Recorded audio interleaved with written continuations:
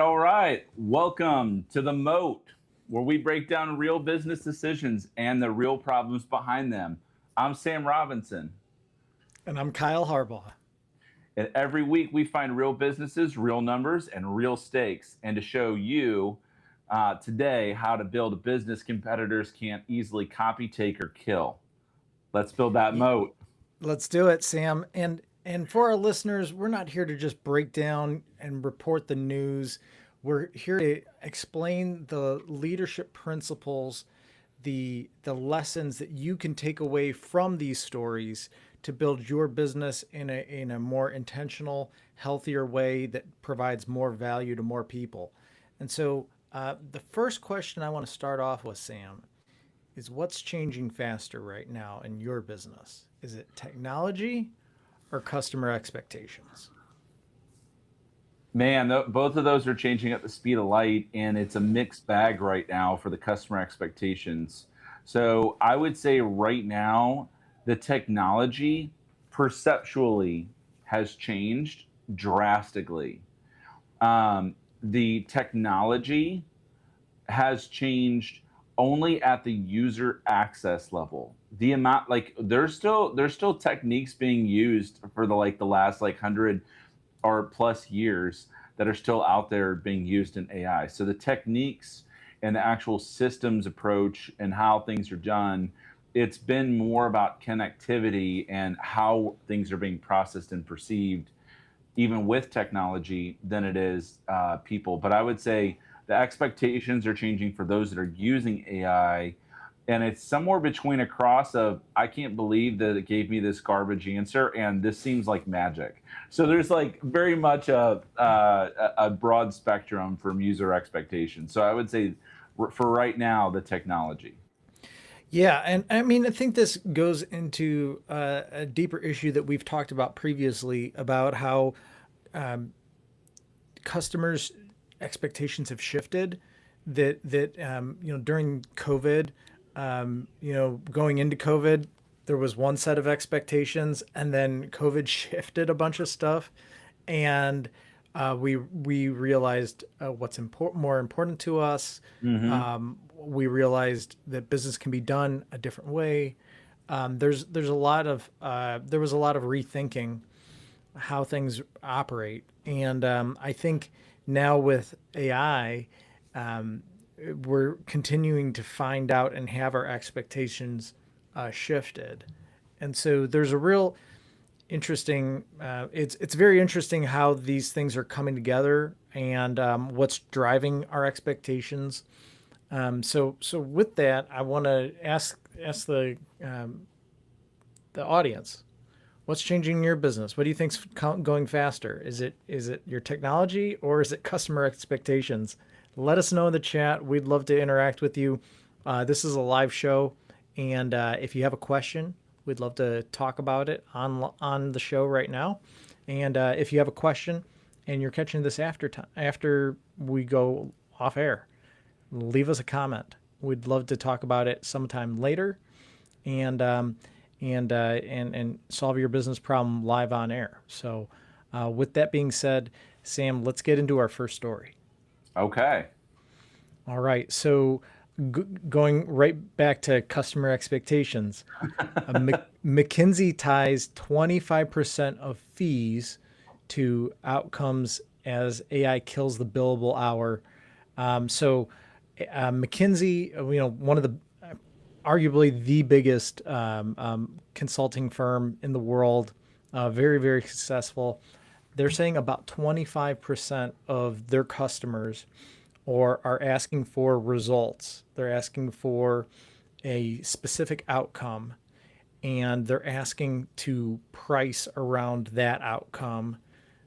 So they're saying that 25% of their business is now outcome related. What are your thoughts around that?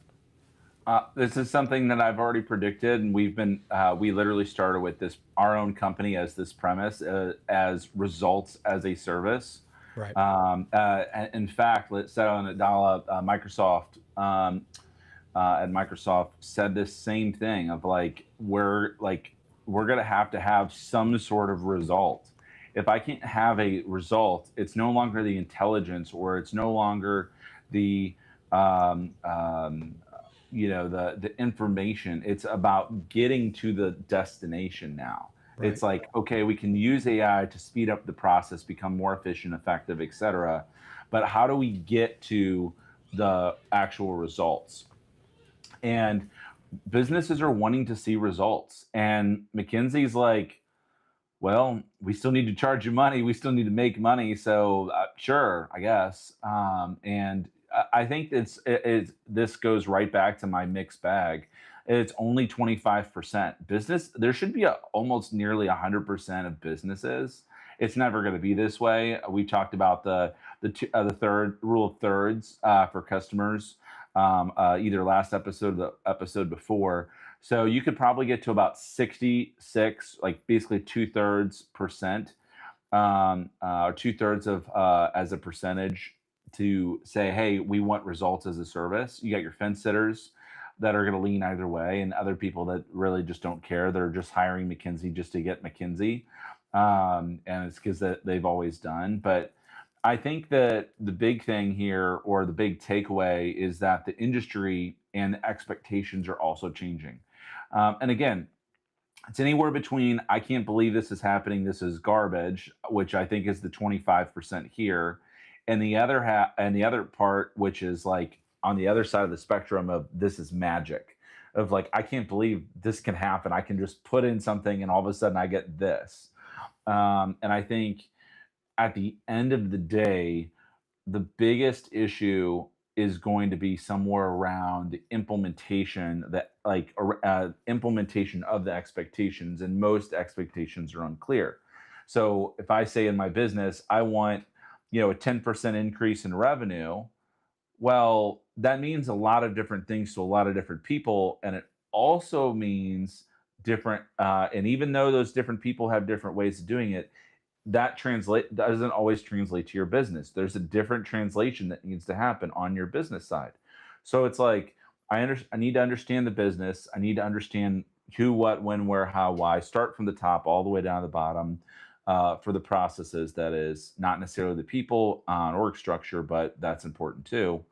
But you got to have the bottom line results. So if they're saying, "Hey, we need 10% increase in revenue," and they say, "Okay, great, we'll charge you X to get there, but if you don't hit your target, we're going to have target or start to turn into target based results of like, okay, we charged you X amount of dollars, and now we're gonna dial it back for only 5% increase in revenue."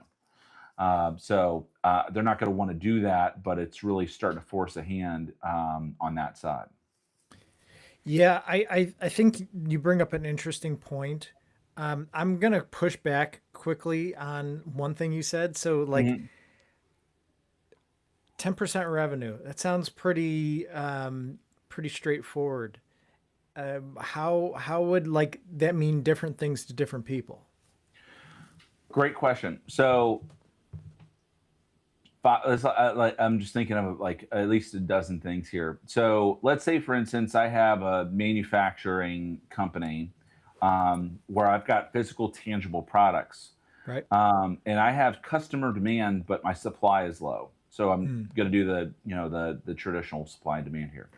So I've got I don't have the right supply, which means that now I've got to go back in my operations. I've got to retool efforts. Maybe I got to buy a new machine. Maybe I've got to hire more workers. It could be a whole host of different things. Maybe I've got to basically hire someone from Lean Six Sigma and say, okay, we're going to redo this entire flow. Um, or maybe you're a tech company, okay, and I say I want to increase my, so production is what I was talking about on manufacturing. So you Hmm. got to increase your production to be able to increase the supply, because you have people that are wanting that and are going with your competitor because they have the supply. Right. If you already have the supply, but not the demand, then you have a whole host of other problems, especially if you're saying, I want 10% increase in revenue. And that is usually the issue that most people are looking at, of like, I got the supply, especially on the technology side. So let's talk technology for a second. Let's say I have an infinite supply, and I, for a cost, I have scaling systems that I can go, I just, I get users, et cetera. I pay a certain amount of fee per user, and I know I'm going to make this amount of money, maybe 10, 15, 20, maybe 1,000, 10,000, how much ever dollars per employee per person, that's using that. And I can scale that up, but it really turns into more of a demand problem. It's like, how much demand can I drum up for the basically the total market share? What can I actually bring in? And so there's a lot of questions that you're asking there on the demand side. So where those actually diverge is the ideal client profile. Okay, who's actually going to buy that?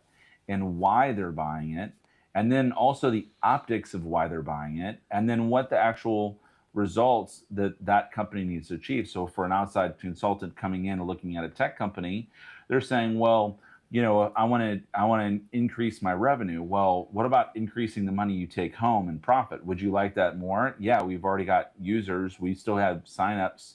It's a nice a nice flat line going up. Um, maybe I want to make that an exponential curve, whatever. But Mhm. maybe I need to reduce my costs on the backside to be able to keep more of that profit that's coming in. Yeah. So what do I do? I stop spending on a few different things. I retool. I decide on what we're actually going to develop, et cetera. Maybe restructure, align different people to different parts of the organizational structure. Maybe they're done with the project and they're sitting there idle. They don't have full workloads. There's all sorts of different questions, but it's really about what you keep at the end of the day. So if you spend more than you make, you're going to be in debt. You're not really a business if you're spending more money than you're actually making. Just like you can't expect to get out of debt if you do the same thing individually. Right. Okay. So I hear what you're saying, that there might be different tactics called to achieve that 10% increase depending on what the situation might be. Correct. Yeah, there's different strategies. For the most part, the strategies don't change, but the tactics do. Yeah, And the yeah. tactics are changing very quickly. Right. Yeah, and another interesting piece to this McKinsey story is they've developed their own AI assistant in-house, and they're prompting it heavily. And the people who are using the system, it's an internal system, they're reporting a 30% time savings. So they're getting their work done 30% faster, which is great. Except they've been billing on this billable hour model for so long that it's really throwing some things off, because if your pricing model is based on hourly, and now all of a sudden you're far more efficient, you're 30% more efficient, everybody can do the math, and they want, yeah, they know that it didn't cost you as much to produce that work. And now, we've heard about customers asking for a discount. And so I think this is really speaks to a bigger issue than just AI. This really speaks to, you have value and you have effort, and just because you have effort doesn't mean you're providing value, and just because you're providing value doesn't mean you did a lot of effort to get there.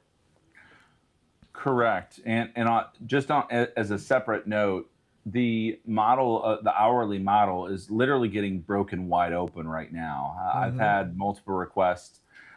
We've even considered that, and I've had other clients push back about like just the hourly alone, just even in our business.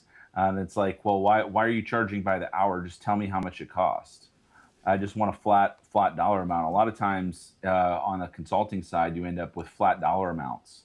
Right. Okay, we'll charge you 10,000 for this, or well, in McKinsey's case, we'll charge you 2 or 3 million for this. Maybe more depending on what's going on, and we're going to have this type of outcome. And the reality is that the ROI is much easier to put down on a piece of paper if you say, okay, I'm a $10 billion company. Our goal is to get to, 11 billion dollars. Okay, I'm going to create $1 billion of revenue, and there's your 10% and an extra $1 billion of revenue, and I'm going to spend 5 million to get there. Okay, let's spend that all day. Yeah. But if I'm going to pay 2 billion to pick up 1 billion, that's a much different conversation, because I'm now thinking about projections, like where are projections going to go? Is this $2 billion that I'm spending? They're not going to spend that, clearly, but let's say they're spending 100 million or 10 million or 5 million, whatever. They're going to want that as a multiple over time. And how am I going to get that back? Are we going to stay at that revenue, or is it just an initial pop? Is things going to change again and we're going to lose our revenue? I really think these are from a cost of doing business standpoint and not a projection standpoint.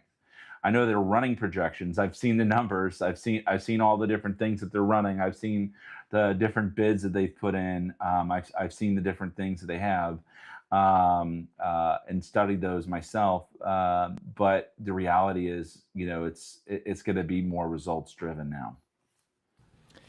Yeah, and I mean that really fits well with the philosophy that we've always chosen, that we should have clear billing, we should have clear pricing from the get go. Everybody's on the same page about how much this is going to cost, where we're going.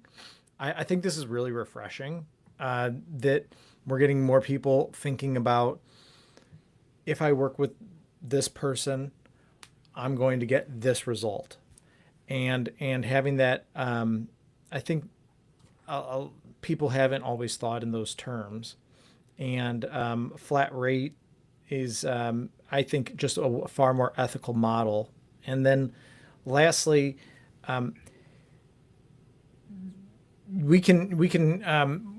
it's excuse me one second.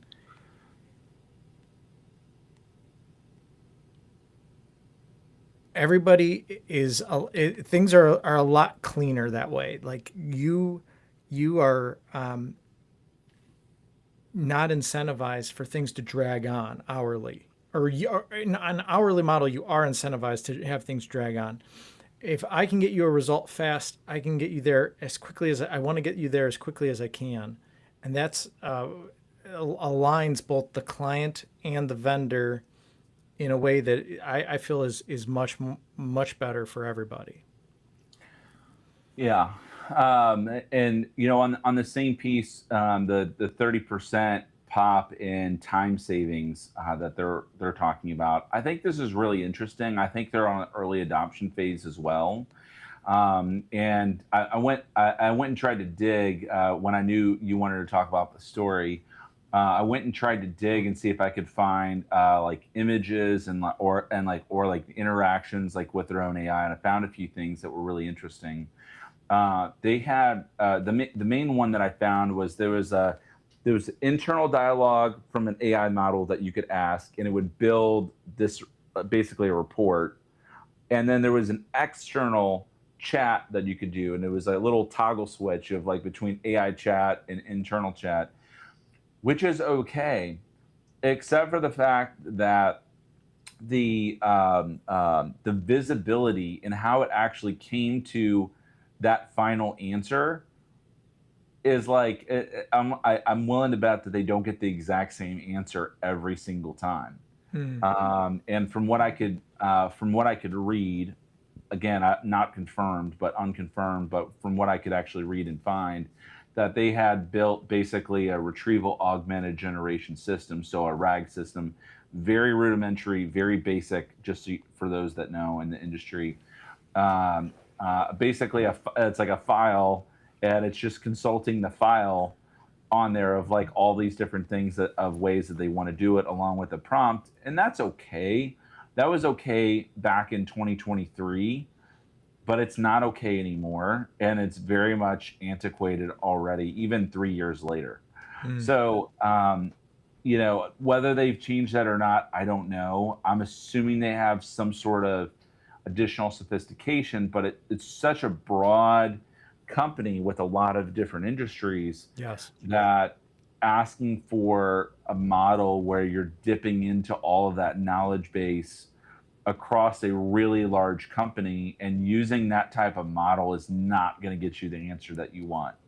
Yeah, I completely agree. And McKinsey has a very long history of working with the government, lots of different governments. Like governments don't function the way businesses do. Correct. They're very, very different animals, and how they do business in the USA versus the UK, or the United Arab Emirates, or whatever it might be. Like those are all going to look different. It's going to look different in Singapore. It's going to yeah. It makes me question just how good that system is, because Like we talk about, you can't be all things to all people, and it's you go broad, and then all of a sudden it doesn't really make sense for anybody. Um, Yeah. And on that same note, you actually bring up a very good point there, Kyle. I was talking with a client, and the one of the things that I can say is that it's a very different penetration tactic to get into the UAE. You got to come in big and large with the name, to actually otherwise they just won't pay attention to you. So you can't just be some guy on the street or an upstart like you did in the United States. You have to have a name and some sort of wealth attached. mm, Um, and that's a very different process than the companies that are in the European Union getting subsidies, compared to hmm the United States that you may get an angel investor, right. or you might just start up, try to get your first users, and then try to get an investor, or maybe you're just scaling up that way out of a garage. So it's a very different, very different process, no matter what government you're working with, or and no matter what culture you're working with. Yeah. The other thing I really I like about this shift in the market is this idea of value based billing. So it's like, well, hey, consulting company, we want this result. Okay, great. What would that be worth to you? And then we can have a conversation about how to appropriately price that where it's win-win for both. And I love the idea of that. I think that's how we should be billing Hmm. is value based so that we can uh, have alignment from both sides about what it's going to cost and why it's worth it, and we have clear metrics to shoot for. You're absolutely spot on. You have to have clear metrics. You have to have clear optics. You have to have clear and constant communication. Because the reality is that no matter whether you're a coach or a consultant or a business owner with clients, or maybe you're in retail, maybe you own a restaurant, or I mean, I was talking to a guy that ran a large carpet cleaning business, specifically dry extraction, like just like yesterday, large business, and it was very interesting. Um, and on in no matter who you are, you've got to have consistent and clear communication. There's just like basically 6 C's of communication. If you're not aware of them, you probably should be. So, without deliberating the point, my point is that your customers are going to fill in the expectations and the gap, where you have the gaps that you're not communicating. So if you're not communicating, you're actually communicating with them even though you're not. This is your Yeah. prospects, these are your clients. They're like, oh, this is the type of relationship we're going to have. Versus, okay, hey, here's it's going like a driving relationship, basically, versus a proactive versus reactive relationship. If you're going to make the sale and you're going to continue the sale, you have to have a proactive relationship. And so most of these relationships are built proactively. And then when they move to more of the operations, the service or the delivery side, this is where the RAS gets in, results as a service gets into play. It turns into reactive. You Mm, cannot be reactive. Even on the service side, you've got to be proactive. And so there's this constant tension between proactive and reactive, even in serving. So it's very important that you stay on top of things. mm. That's a great point. Yeah. Uh, I can think about the times that I've wasn't clear in my communication, and people fill in the gaps with their own ideas. And yeah, so that's a really good point, and something that we should consider and keep in mind. All right. So I have a And question. and also a separate point on that too. If Yeah. you're in sales and you're trying to figure out how to make a sale, but you don't have enough information to go on, and you're pointing them in a positive direction, oftentimes silence allows them to fill in the gaps and them to give you the idea versus you giving them the idea. Mm, So if you're a business owner, you're like, man, I don't like I'm over my skis here. You just gotta have enough good ideas and enough good questions to get them to fill in the gap for you correctly, without doing it. Because if they fill in the gap, that information that they filled in is going to be more valuable than the information that you filled in, and they're going to remember it because it was their idea in the first place, and it's going to link it to other things that you would have not anticipated. So that's why question-based selling and these other different selling methods about loop-based selling, etc., different systems, both open and closed, have traditionally worked because there's questions involved. You have to have a question. You can't start a relationship without a question. All right. So for our Moat lesson here, if AI is reducing your workload by 30%, clients can do the math. Your hourly rate becomes indefensible, and you need to think through how to structure your price. The firms that survive will price on outcomes. They will price on results, and you will not be selling your time any longer. That is just no longer a viable business model. So, wanted to quickly throw a question to the audience. This is a live show. Audience, have you changed the way you priced your services in the last 12 months? I'd love to hear what other people are doing right now. And so let us know. Leave us a comment in the chat, or leave me a comment. Let me know. I'd love to hear what people are doing, what they're thinking through. What new things have they implemented. Yep. And on that same note, most of you are not subscribed yet. Would love to have you hit that button, share with a friend. If there's a lesson or something that you've learned today, feel free to make a comment about it. I would love to hear of hey, what have you been hearing from your clients of what their expectations are? Drop a comment if you're seeing this video later or even now. Would love to talk about that as well. So hit that thumbs up button, hit the share button, and light up the comment section with that too. So without further ado, I'll let Kyle ask me the next question. Yeah. So Sam, I think it's time to pull that lever. So, ooh, yeah, it's one of my favorites. So for anybody who doesn't know, that each business really has three resources they need to be good stewards of: time, money, and people. Those pretty much all the issues boil down to those three issues. And there's everything we run into, it goes back to those three. And so, Sam, what do you think is most at risk here, or what do you think is most at play? Well, I mean, the clear answer is money for the McKinsey piece, because they're already having time savings, which there's expectation of cost savings, and so the money is actually the real issue. If McKinsey all of a sudden lost 30% of its revenue, that's a big deal for the McKinsey. Yeah. Big time. And big time. And so the question is how to recapture that, especially if you have an eroding moat. And it's really going to be through not just time savings too, because they're trying to do the time savings and there's 30% time savings, but they're not necessarily charging 30% less. So if they're doing outcomes-based selling, they're going to have the premium because they're the cream of the crop, so to speak, in people's minds. It's like, you're paying for the result. Here's the cost of the result, and then I'm going to basically charge on time.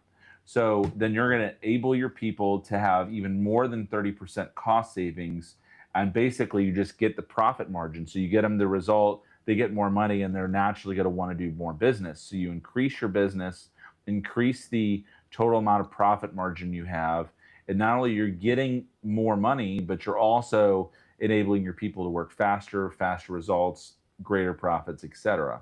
The problem is defending that space, especially if they're not integrated in the outcomes. They're only providing the strategy and leaving it for somebody else. So for now, it's money. There's clearly a money component. I can completely agree with you there. But there's also a people component, and I see a few different people issues here. So one, them using AI internally is going to help their people, like you said, have more capacity, which is great. now they can serve more people and potentially not be so, working so hard. So that's pretty neat. But I also see a really interesting component about value proposition, communicating the value that you're providing to the client so they understand why what you're doing is important. And I think that sometimes consultants, coaches, they don't necessarily do a great job of communicating that value. And so this is something that I see as an opportunity for them to really make their service more valuable or perceived to be more valuable, and that'll help justify the price that they charge. They're very expensive. There's other consultants that are very expensive. I mean, basically the big four, Hmm. and they only work with certain types of people. And what you're paying for to a certain degree is all that expertise, all that the institutional knowledge, all the firepower, and that they have, all the different analysts and consultants that work with them. Now you're bigger and better than ever, or at least this is what I would be saying is we're bigger and better than ever. Now we have all our information centralized, and it's accessible through this AI, and so now you're getting an answer that is better and faster. Yeah, and it's pretty clear, or at least from what I've seen, is that their infrastructure is not changing fast enough. And a lot of times, if you got a really big boat like this, you end up having to acquire a company. And so trying to build something internally for like using a system that is very fragmented and trying to like basically distill institutional knowledge into a large language model is like very hard to do, Oh yeah. especially at McKinsey's Oh, level. And the amount of spend that you have is going to be astronomical. So a lot of times, big companies like this end up purchasing smaller ones and to say, okay, we're going to use their model. We'll just dump our infrastructure in it and see if it breaks. And if it breaks, we'll just have the rest of the engineers deal with it. that's a really good point, and Hmm. I could definitely see that happening.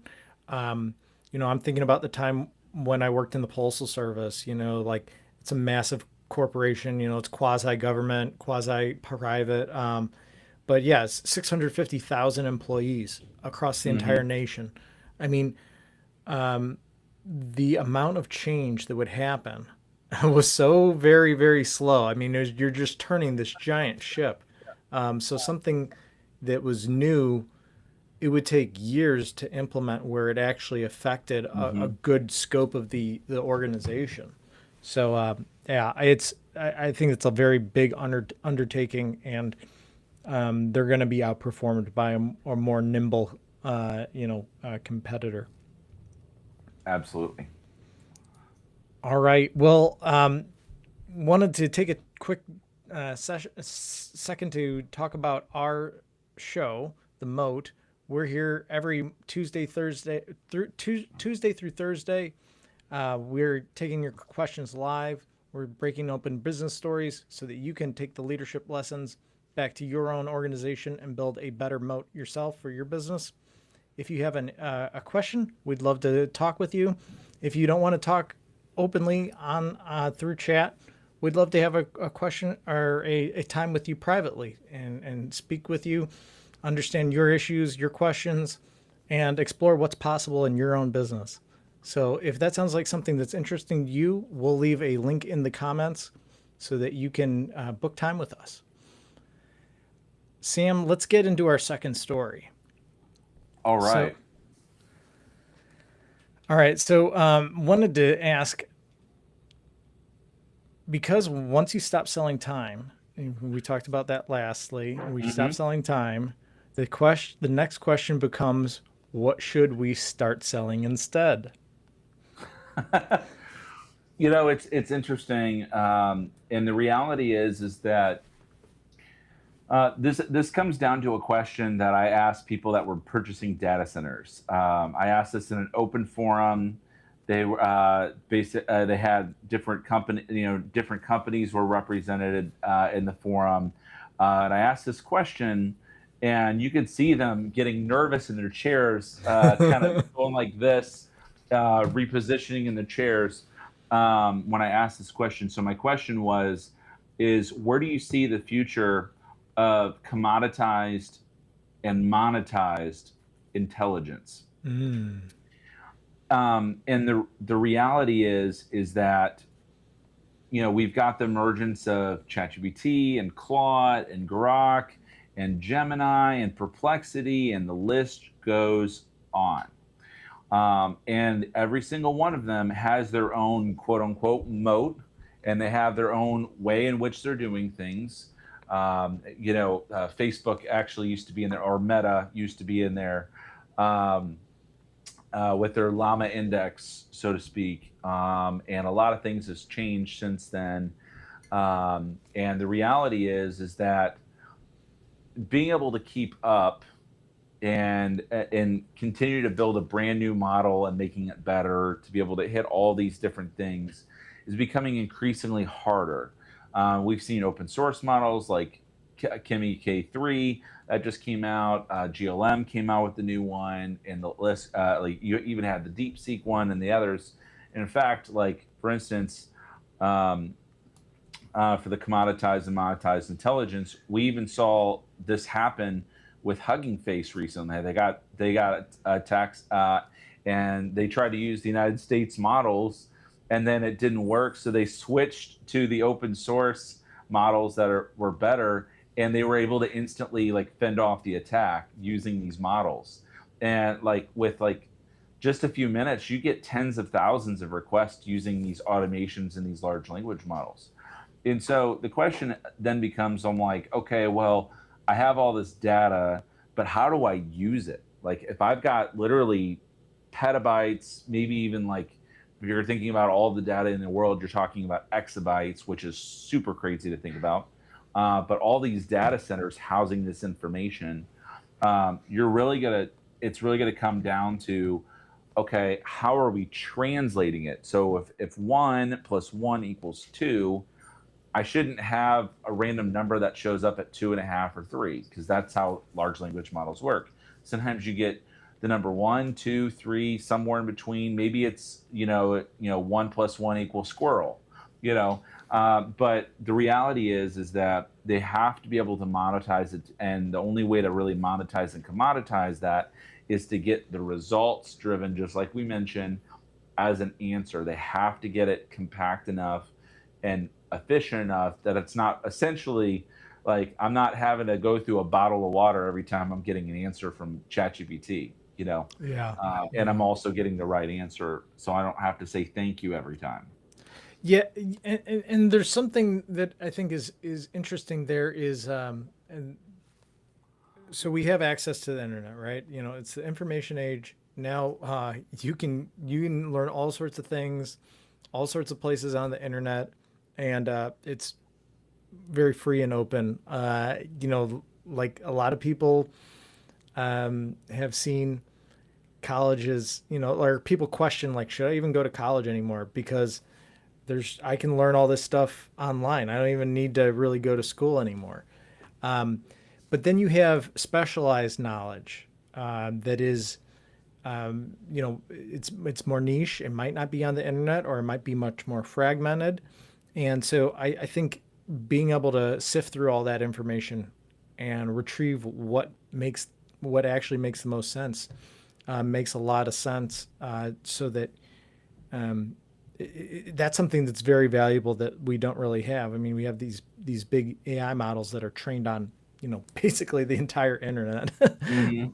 and their answers are not great sometimes. Actually, sometimes they're dead wrong. The really tricky part is sometimes they sound right, but they're wrong. And how do you discern if you're getting the right answer or not? How do you verify that information? So specialized information is still something that is very very important. But how do you like you say, protect it, use it, package it, monetize it. That's very, very important and something that people are wrestling with right now. So I want to read our second story here.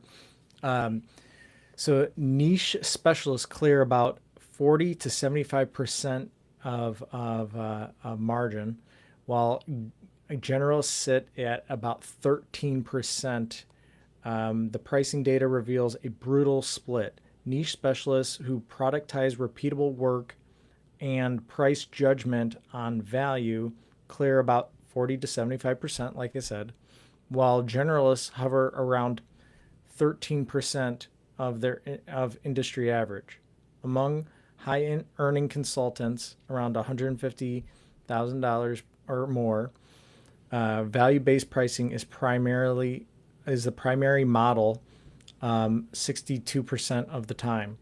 Hourly is only about 8% of the time. So this fits in right with what we were talking about earlier, that we're seeing a shift in the market, a shift in expectations from customers to get away from hourly and to focus solely on flat based or value based billing.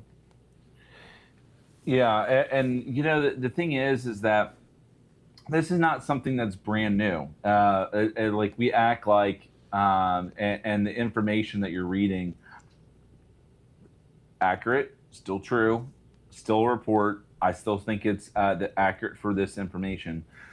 However, if you look at last year and the year before, and even before the age of AI, and even before that, specialization has always been the right call, right winner.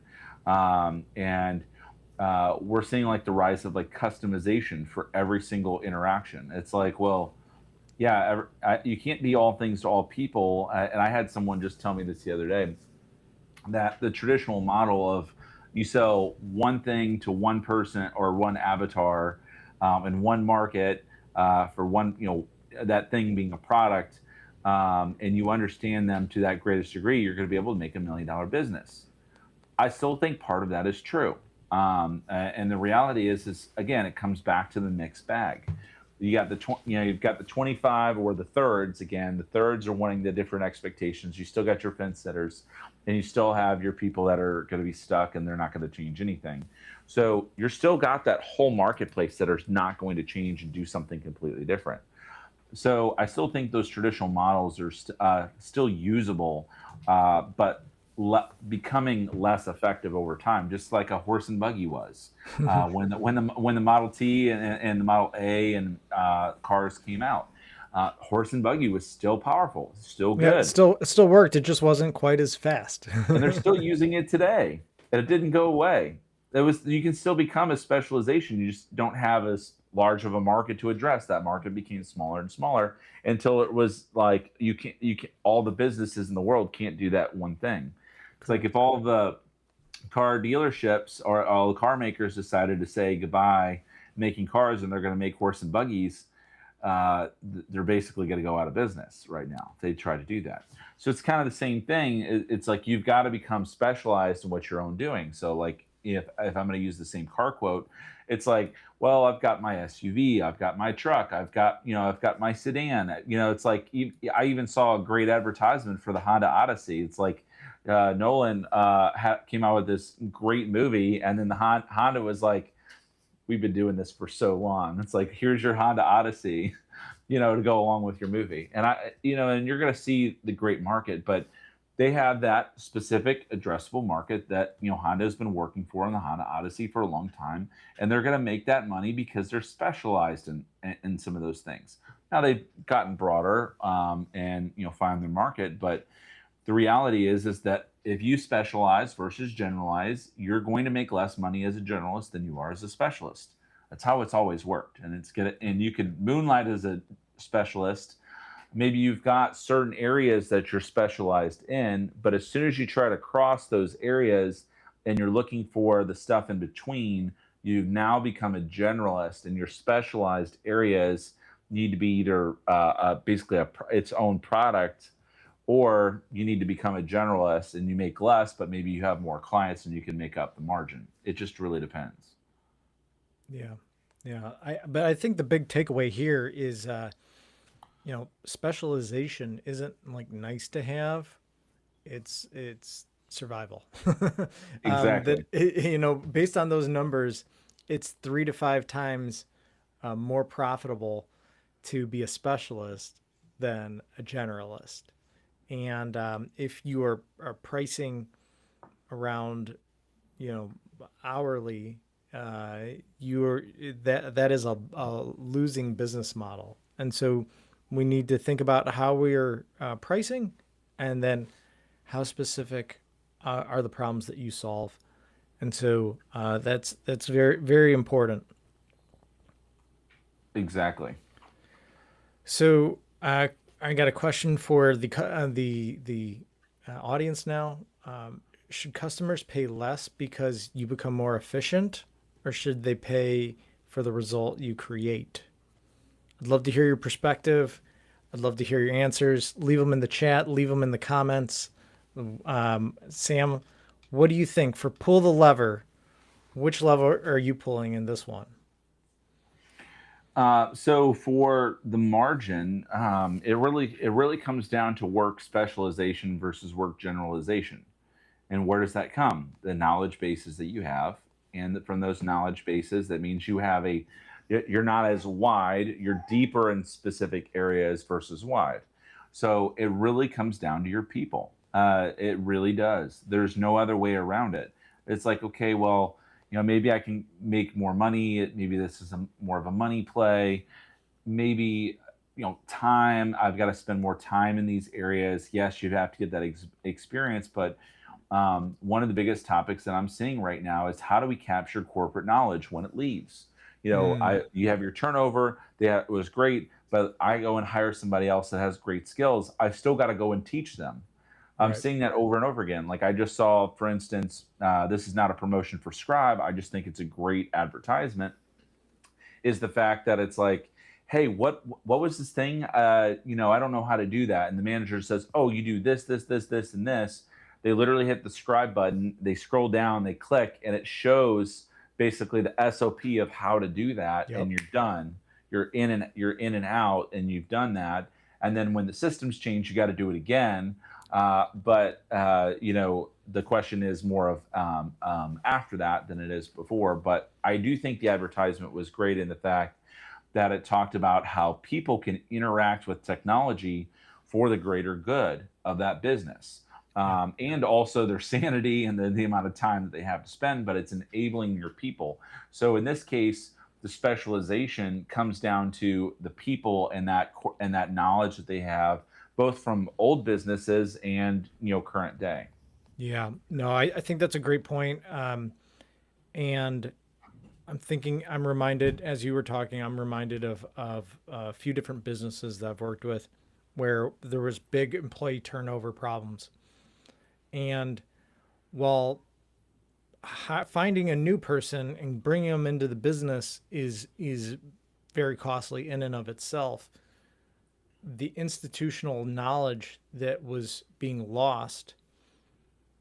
I mean, there were seasoned people leaving that Hmm. had years and years of experience, and now we either have to find somebody with years and years of experience, or we have to bring somebody in who doesn't, and they're only going to learn how do you get them up to speed? How do you get them performing at a similar level? I didn't I My sense was the leaders in those organizations did not have an understanding of just how much value had left the organization. So it's for this one, I would say obviously there's a money component. Um, yeah, I would say overall money. We got to think about how we price. Hmm. We got to think about how we communicate our value, and then if we can solve problems that are very very specialized.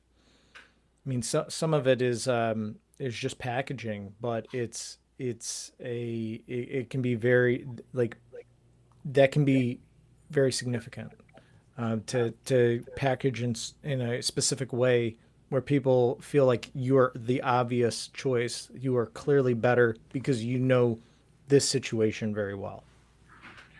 Correct. Yeah. And, there's a level of trust that you have and expectation during that conversation. And it's like, all right, well, am I meeting expectations or am I doing something that I shouldn't be doing? And so, yeah, yeah. So again, it all comes down to, it's like expectations minus reality. My wife likes to say that. It's like, well, did my reality meet my expectations? It's like, no. So I have a negative experience. It's like expectations minus reality equals your experience. So it's like, well, do I want to set my expectations so low at a 1 out of 10 and my reality is a 9 out of 10? So now I have a net difference, of a +8, Right. Right. so, so, You'd be disappointed less if you have low expectations, but at the same time, that's probably not a good way to live. yeah, Uh, yeah, and I say that tongue in cheek because it's like, we all have set expectations. If something doesn't meet it, then we're like, okay, well, maybe I should look elsewhere. Maybe I should ask a different question. Maybe we need to reconfigure this or do this something different. There's a whole host of questions that open up that wouldn't have been there otherwise, especially if you're doing from a generalization and you have a client that wants to go this deep, but you can only go that deep. right. And so you now have this gap between the two that you're not addressing. Yeah. Or maybe you have an employee that needs to be this deep in their knowledge base that when they interview with you, they've only got about this and they're missing this part that needs to happen. And you're like, I don't understand why this employee is not working out. Well, there's Right. some other unwritten things that are not there. And so people are trying to bridge that gap with technology, and they're kind of fumbling around with it right now, to say the least. Mm. All right. Well, my final question for the audience: if your business became twice as efficient as it is right now, if it becomes twice as efficient next week, will your current pricing model reward you or punish you? That's a good one. I wanted to leave you guys with that. If today's conversation has helped you think differently about your business, let us know. Share this episode with a business owner. If you want to have a conversation about how to build a healthier and more valuable business, that's what we're here for. We love doing that. We love helping organizations unlock another level of value, another level of health in their organization. And so we'd love to explore that with you. You can visit us at chiefgoofficers.com. And if you would like to have a conversation with us, you can book a time with us.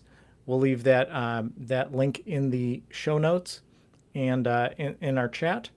And if you have any questions you want to bring to us on air, we'd love to talk about it with you. That's why we're here as well. So, Sam, how about you sign us off? All right. So for all those business owners, hit the like, subscribe, share with the business owner, like Kyle mentioned. Again, we're here not to bring the news, but to bring the reality. So keep building that business. Make it easy for those to be able to block them out, building that moat so they cannot copy, take, or kill your business. Until then, this is the moat, and keep building it. Take Keep care, y'all. building it, everyone. Take care.